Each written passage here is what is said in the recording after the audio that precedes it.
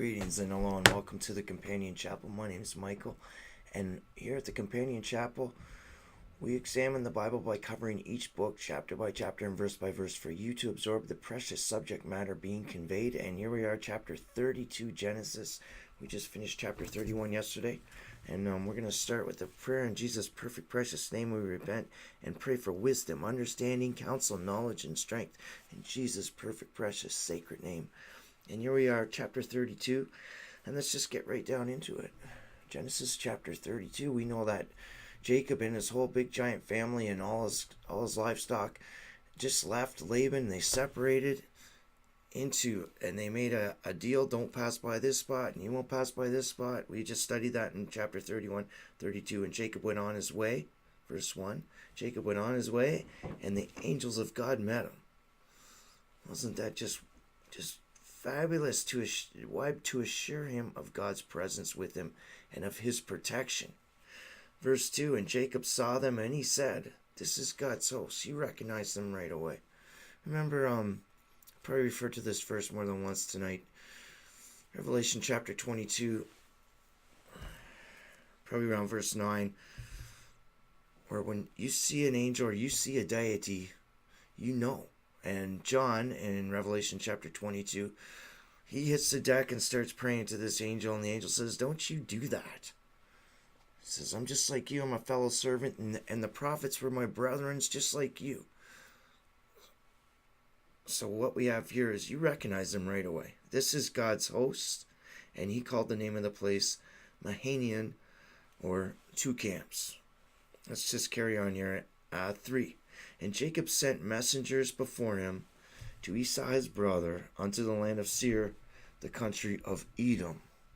Now, we remember it's been about 25 years or so when the reason that Jacob left the area was because Esau, his brother, was going to kill him. Esau, his brother, sized him up and he wanted to kill him. And remember, Rebekah wanted him out of there. And Isaac gave him blessings, and Jacob took off to go get married and start this big family over here with his old uncle Laban. And so Jacob remembers this. Of course, he's going to send messengers ahead. So let's just see what he said. Verse 4 of chapter 32, Genesis. And he commanded them, saying, thus shall ye speak unto my lord Esau, thy servant Jacob, saith this, I have sojourned with Laban and stayed there until now. So he's telling his messengers, which would be Jacob's trusted servants. These wouldn't be some drunk guys written a note down on a serviette or on the back of their cigarette pack. This would be his trusted messengers. It's a big responsibility. Don't surround yourself with a bunch of slouches. Jacob has trusted messengers. He's given them a message to convey here. I have sojourned with Laban and stayed there till now. 5. I have oxen and asses, flocks and men servants and women servants. I got a huge livestock inventory here.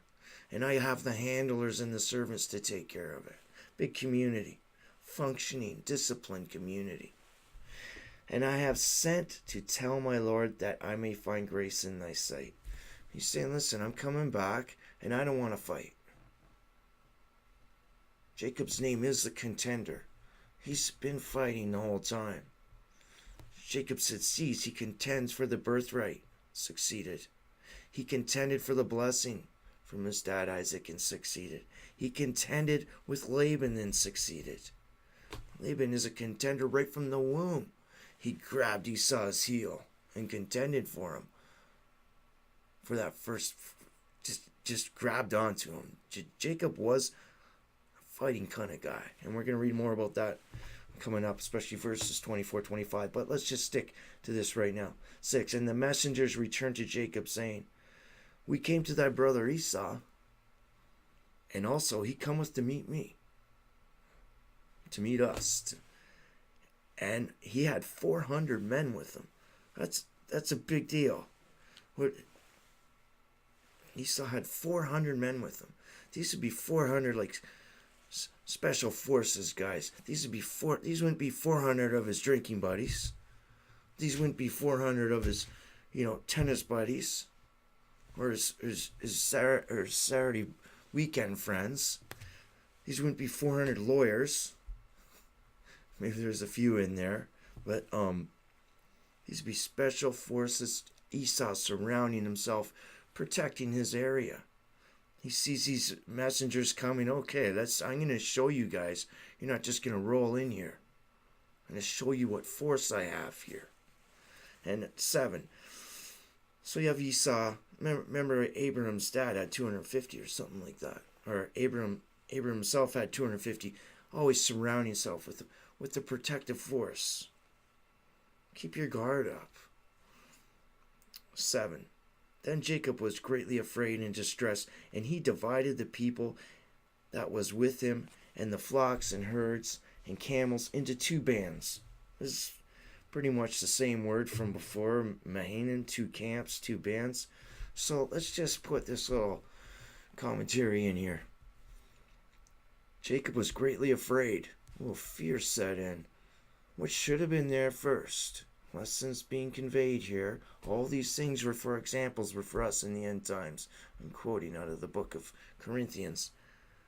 Jacob didn't go and say his prayers and ask God, what's up? Right away, fear came in. Fear being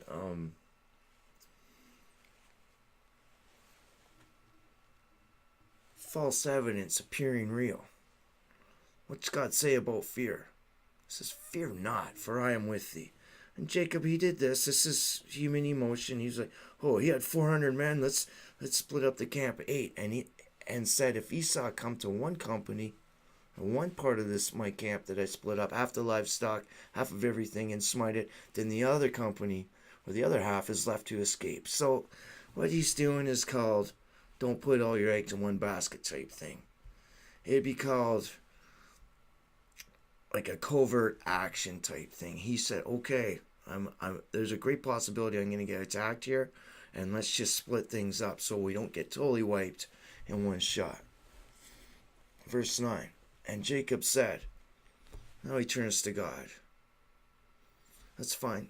At least he did it. And Jacob said, O God of my father Abraham, and God of my father Isaac, the Lord which saith unto me, return unto thy country and to thy kindred, and I will dwell with thee.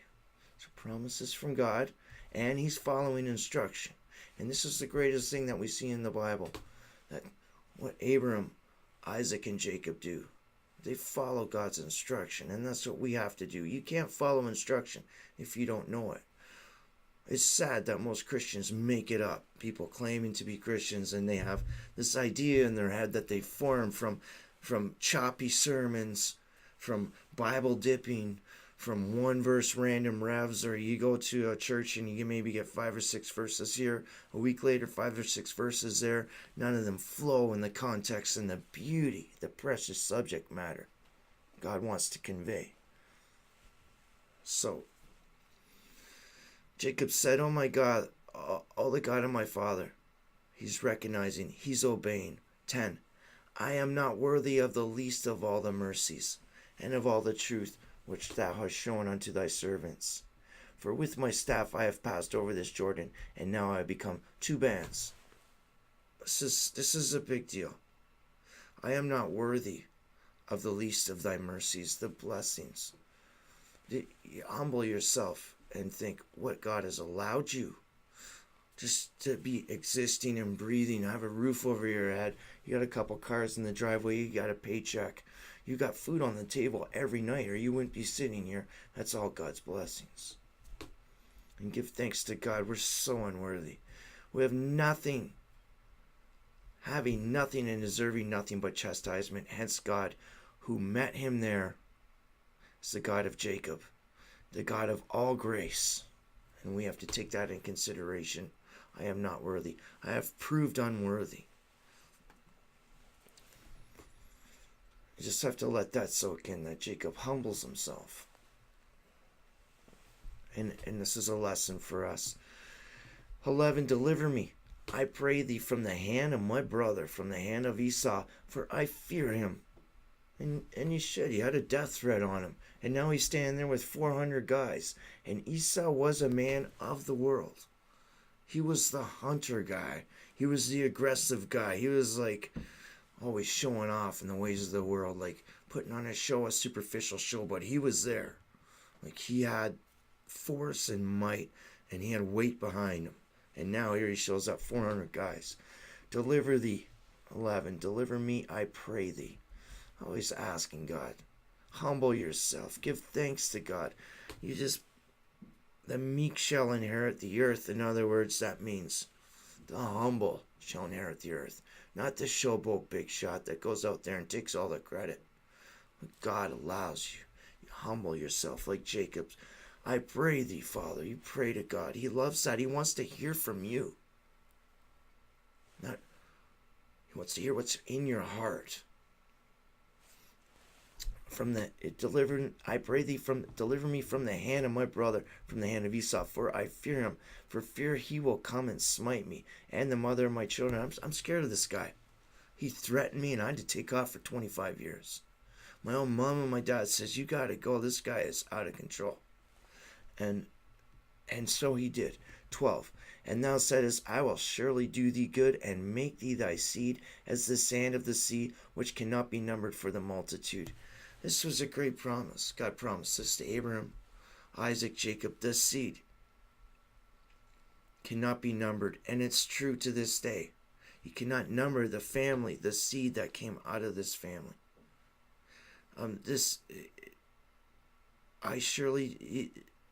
Jacob is saying, you told me back in chapter 28, verse 13 to 17. Remember the Jacob's ladder dream. He said, you're going to be like innumerable. The families the generations after generations are just going to be innumerable across the planet. The 12 tribes of Israel became innumerable. The 10 tribes migrating north and over the mountains and all through Europe and United States, Canada. You can see the blessed nations of the world today. It's not that hard. The Christian nations. And as soon as you kick God out, you see what happens. It turns into a third world hellhole. But whomsoever will. So let's just keep this. Jacob's reminding God of a promise he made. And we read about it. Genesis chapter 28, 13, 17. 13. And he lodged there that same night, and took of that which came to his hand a present for his brother Esau. So he's thinking about it. Well, what can I do? I'm going to put out a peace offering for Esau. Listen, I did pretty good. Everything belongs to God anyways. All this stuff that he allowed Jacob to have, this huge amount of livestock and just stuff and things and a huge healthy family and even everything. And that goes for you also. As an individual, God allows it. Everything belongs to God. All that money you're scrounging for, it belongs to God. And give thanks to God for every penny he allows you to spend. Everything on your paycheck, everything God allows you, because he can just take that right away from you if you think you're all that. So here he's putting together a big peace offering basket for him. And this is no basket. This is a huge deal. 200 she-goats, 20 rams, and the list goes on. I'm not going to read it. Those into biblical numerics, very interesting. He puts together a huge livestock. And of course he has to have the handlers with him, the men servants, maid servants. And he delivered them into the hand of his servants, 16, every drove by themselves, and said unto his servants, pass over before me, and put a space betwixt the drove and the drove. He's saying, okay, take Esau's present, take this peace offering, and get it away from where I've divided what he said back in verse 7 and 8, where he divided up his family and the other livestock. Because he's not putting all his eggs in one basket. If Esau decides to come, I remember that snot-nosed little kid. He took my blessings. He took my firstborn blessings. He took my birthright, I meant to say. And I put a death threat out on him, and other people heard it, including Mumsy, Rebecca there. And I'm going to fall through on it. But maybe let's just see what happens here. 17. And he commanded the foremost, saying, When Esau my brother meeteth thee, and asketh thee, saying, Whose art thou? Who's all this stuff, man? Like, look, this is some big thing here. Who does this belong to? Thou shalt say, It's a present, my lord. I lost my verse. 18. Then thou shalt say, They be thy servant Jacob's. It is a present sent unto my lord Esau, and behold, also he is behind us. You have all this stuff, and Jacob's just back there. He's a little protective ways, but he's also here. In other words, Jacob's on his way. He's coming back, and he brought you something. Esau, good old brother, thanks for threatening me. Threatening to chop my head off. Okay, let's go. 19. And so commanded he the second and the third, all that followed the drove, saying, On this manner shall you speak unto Esau when you find him. So he pretty much split things into three. And he's saying when Esau sees one, offer it to him, just give it to him. And say Jacob's back there, but also he's got a third bunch of livestock and a family, because he doesn't want his whole family wiped out in case Esau goes postal on him, which he threatened to do. 20. And say ye moreover, Behold, thy servant Jacob is behind us, for he said, I will appease him with the present that goeth before me, and afterward I'll see his face. Peradventure he will accept of me. Let's just hope this all goes good. Excuse me. So he's giving his servants some instruction. First they came back and he said, Listen, Esau's got 400 people with him, and he's got a curious look on his face, and these aren't 400 drunks. These aren't 400 of his party buddies, and these aren't just 400 regular Joes. He's got a disciplined army of special forces with him. We better figure this out. We're just not gonna go marching through there like we own the place. And let's see, verse 19, verse 20. And say moreover, Behold, thy servant Jacob is behind us. Okay, 21. So went the present over before him, and himself lodged that night in the company. So, okay, it's nighttime. He's thought it out. He took authority, and he made a decision, and he even consulted God after he made the decision. But fair enough. Let's just go with it. At least he did something. He didn't go, he's got 400 men, that's it. I fold like a cheap lawn chair. It's over. This is just over. Oh no, he didn't panic. He did feel fear though. Verse 7, he was afraid. So we're getting the gist of this whole situation in it. And this is all lessons for us. As it's written in Corinthians, all these things were for examples for us in the end times. So here we got a great one coming up. 22. And he rose up that night and took his 2 wives and 2 women servants and his 11 sons and passed over the ford Jabbok. Okay, so that's just where he went and camped out. Let's just continue. And he took them and sent them over the brook and sent over that he had. Okay, so he's got it split up into 3 spots here. Fair enough. He's got 11 kids. Benjamin hasn't been born yet. 11 boys, which after Benjamin's born, we got the 12 tribes of Israel. Let's just carry on now. The Bible's going to teach itself when we continue in the next chapters. But here's a great spot here. And this has been taught so many different ways. And I just marvel. Just never at the companion chapel here we talk about other preachers, denominations, or the way people hack into the word a little bit sometimes. It's just with disappointment. But that's the simplicity of God's word. It's divine revelation. It's not man's imagination. This is divine inspiration, as it's written in Galatians chapter 1. Let's just examine these verses. Genesis chapter 32:24, and this is just the greatest thing. And I get so excited, I gotta take a breath here. And Jacob was left alone. So Jacob separated himself, and he went somewhere. Why? He's got to say his prayers, and he's got something on his mind. He needs some breathing room. He needs some space. So he's alone. And there wrestled a man with him until the breaking of the day. I'm going to read these 3 verses, and then we're going to examine them and do a little investigation here. And it's pretty exciting. So Jacob was left alone. And there he's by himself, and there he's in a wrestling match with the man until the breaking of the day. 25, and when he saw that he prevailed not against him, the man, he touched the hollow of his thigh, and the hollow of Jacob's thigh was out of joint, and he wrestled with him. 26, and he said, let me go. This is the man from 24. Just hang on, this gets really good. For the day breaketh. This is, man, we've been going at this all night. I've injured you. And he said, I will not let thee go except thou bless me. That's what Jacob said to this man. First of all, we have a deity is a divine status. Remember back in Genesis chapter 16:13, Hagar recognized the deity.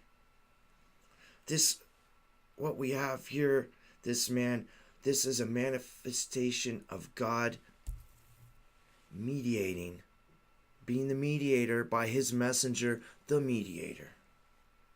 Remember, Christ is the mediator. And we're told that and we're taught that in the Bible. Hebrews chapter 9, Hebrews chapter 12, 1 Timothy chapter 2, Hebrews chapter 8, the mediator is Jesus Christ, Yeshua Messiah. This is one of the many signs of a more complete manifestation to come. John 1:14, and the Word became flesh and dwelt among us. You see how these verses are coming together? It's so exciting. There's way more written about this also. We know from Hosea chapter 12, Jacob's weapons were prayers and supplications. This means Jacob was asking or begging for something earnestly and humbly all night long. The way it's written suggests things got very animated, even physical, to the point where God physically injures Jacob. And Christ is called God so many times throughout the Bible. Check it out, 1 Timothy chapter 1, 1 Timothy chapter 2, Christ is called God. Christ is a manifestation of God, his mediator, his son. Christ is called God, Luke 1:47. Christ is called God in Titus chapter 1, 2, and 3. Christ is called God in Jude chapter 25.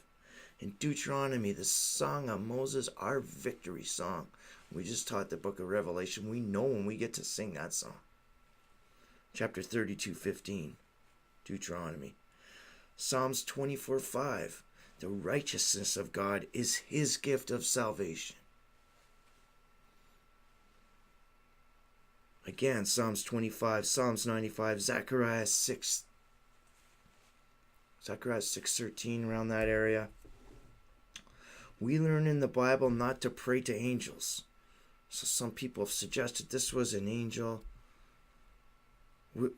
Jacob wouldn't be praying to an angel. Remember, again, John chapter 22, around verse 9, when John fell to the floor in front of this angel. And the angel says, get up, man. I'm just like you. I'm a fellow servant. I'm just not in my flesh body right now. I'm in my celestial body, but it manifests that you can see it if thou so wilt. If thou so will. So we have here, this was not a regular angel, referring to John 22:9. This was an angel of the covenant, none other than the mediator himself, Jesus Christ, Yeshua Messiah, Melchizedek, King of the just. And that just gets so exciting there. Let's go back to Genesis 32:27. And he said unto him, what is thy name? Like, you fought with me all night, man. What's your name? Jacob, the contender. That's my name. I contended with you all night. Jacob was that kind of guy. His whole character's laid out here as that kind of guy. And he said, thy name shall be called no more Jacob, but Israel. For as a prince hast thou power with God and with men, and hast prevailed. Let's just analyze this. This is just the greatest thing. Jacob's name is now called Israel. So let's just end all confusion there. What does Israel mean? It means God commands, God orders, God rules.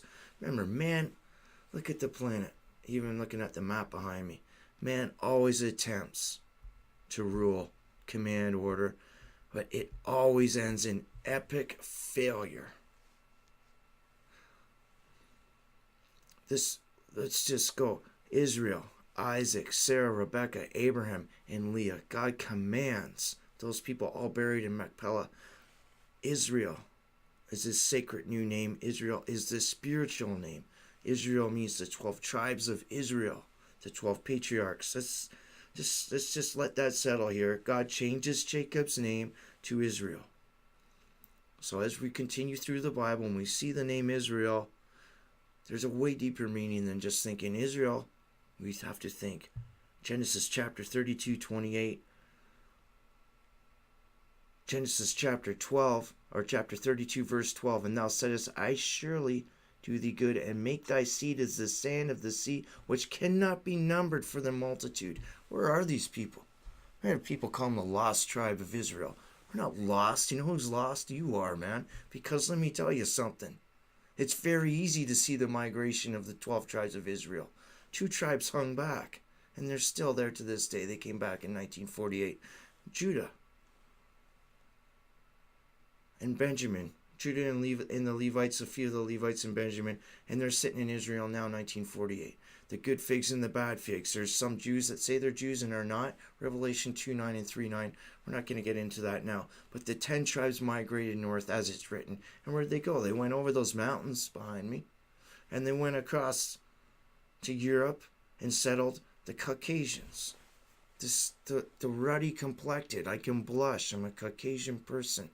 But whomsoever will can come into the many-member body family. But where are these 10 tribes of Israel? They settled through Europe and came over to Canada, United States. You can see us. We're everywhere, man.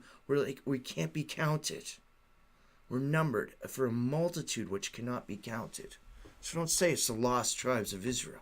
Because I can drive down the street right now and I can see tens of thousands the longer I drive. Hundreds. I can look out my front door and watch them walking their doggies right now. We're not lost. Let's just let that settle for a bit. And he said, thy name shall be called no more Jacob, but Israel. For as a prince hast thou power with God. You got power with God. Prince means commander or orderer. This is not used to dignify him. This is used to put you in your place. You have power with God like a prince. This is not used to dignify you. It's meant to put you in your place. You humble yourself with God. And with men hast thou prevailed. You've contended, and Jacob contended with Esau in the womb. He prevailed. He did pretty good. He didn't come out first, but he let him know, hey, I'm here, man. Prevailed. He succeeded. He contended for the birthright and succeeded, chapter 25. He contended for the blessings and succeeded, chapter 27. He contended with Laban and succeeded, chapter 31. Was it a cakewalk in any of these things? No. He's been threatened with his life. He's been put on the edge. But he stood up for himself. He turned to God. He obeyed. And he kept the natural order of proper Christianity, how you conduct yourself, and how you conduct yourself on a day-to-day basis. He didn't go the way of Laban, all superficial, and he could have put the bling on and acted like he was all that. That wasn't the Christian way. That's not the humble way. That's not the worthy way, even though we're all unworthy.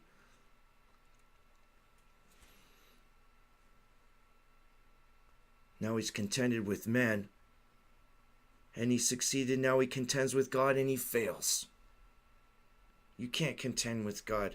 You cannot violate the principles of God without consequence. Hence his name was changed to Israel. God commands to teach him a greatly needed lesson of dependence on God. Refer back to verse 7 and 8. He didn't ask God. What came into his heart first, God or fear? Fear came into his heart. What does God say about fear? God says, fear not, for I am with thee.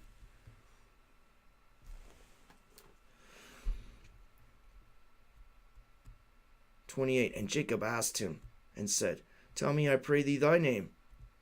He says, what are you asking me my name for? And Jacob's still acting like this. You can still feel Jacob's attitude coming through. Wherefore is it thou dost me my name? And he blessed him there. Now, can a regular angel bless you? No. No, it can't. This was a deity. And Jacob 30, and here's your answer. And we got a double documentation in Hosea chapter 12. And Jacob called the name of the place Peniel, which means God's face. For I've seen God face to face, and my life is preserved. Jacob named Israel father of the patriarchs. Let me tell you something. Let God tell you something. Flesh and blood cannot inherit the kingdom of God. You're not going to see God's face in the flesh and blood. Special people were for special purposes under special circumstances. The Bible is now Alpha and Omega. There's nothing more you can add. Read the last page of the Bible. You can't add anything to the Bible, and you can't take anything away. A major curse is going to be on your butt if you think that. You take stuff out of the Bible because it's not convenient right now.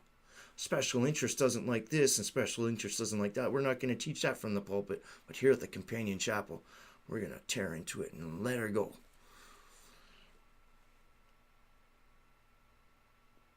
I've seen God face to face. You're not going to see God face to face as it's written.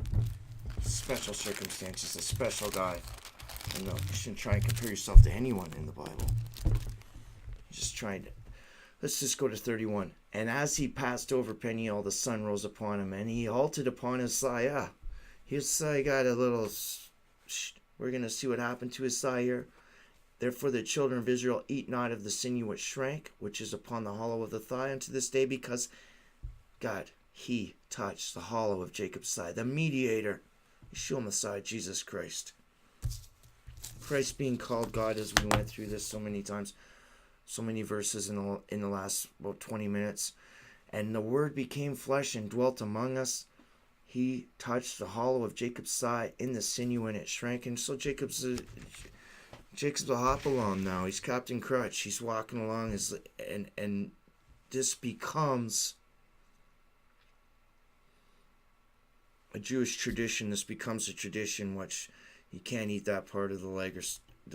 So let's just say that. Let's just leave it like this. I worked all day in the sun. I'm starting to get tired. Let's just figure this out. And this is very easy. Eliah, God is Yahweh. Therefore the children of Israel shall not eat the sinew which shrank. Okay, so they're acknowledging that. This is not a commandment. This is an acknowledgement. Jacob's limping around, and he's got a limp now. Because his thigh got cut. You know what? That's going to be enough for today, and that's finishes chapter 32 of Genesis. And I hope you're enjoying this as much as I'm enjoying teaching it. And it's just the greatest thing. Eliah, God is Yahweh. Praise the Lord, and stay tuned for Genesis chapter 33. I'll see you tomorrow.